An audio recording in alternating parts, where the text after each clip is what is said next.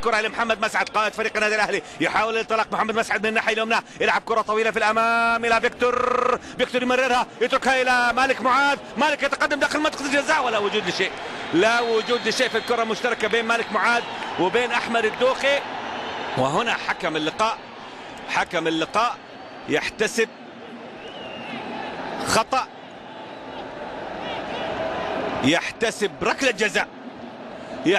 ركلة جزاء. عموما نتابعها.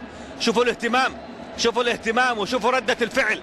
حقيقة نحن نعلق من استديوهاتنا على فكرة في الدوحة. هنا بطاقة صفراء على أحمد الدوخي، وهي الثانية على أحمد الدوخي، وبالتالي البطاقة الحمراء.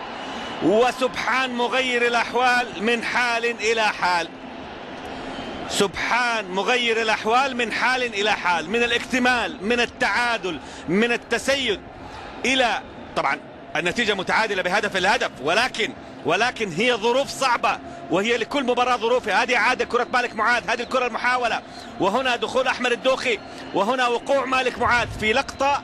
أعتقد أنه تواجد الكابتن جمال الشريف معنا سيشير أكثر إلى أحقية النادي الأهلي بهذه الركلة أم لا. هذه عادة مرة أخرى، وهذه الكرة المشتركة، وهنا ركلة الجزاء اللي يحتسبها الحكم الكرواتي لمباراة اليوم.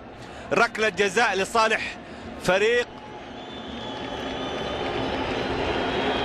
النادي الأهلي.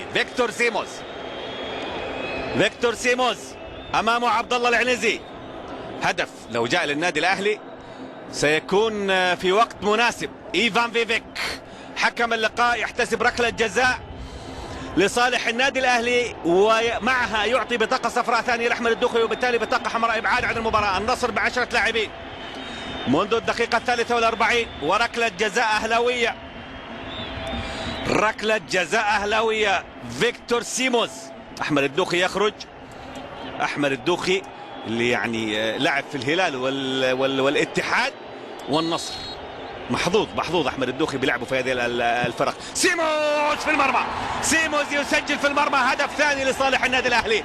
ومع المشاعر المختلطة وحكم اللقاء يعطي فيكتور سيموز البطاقة الصفراء. نعم، يعطي فيكتور سيموز البطاقة الصفراء، لأنه مش مسؤولية اللاعب اللي لاعب الفريق أنه هو يروح يجيب الكرة، وبالتالي حكم اللقاء أيضا بهدوء هو أعطى البطاقة الصفراء الثانية والحمراء لأحمد الدوخي بهدوء. يأتي الكرواتي هنا، الكرواتي إيفان فيفيك يأتي أيضا بهدوء، يعطي بطاقة صفراء وإنذار لفيكتور سيموز.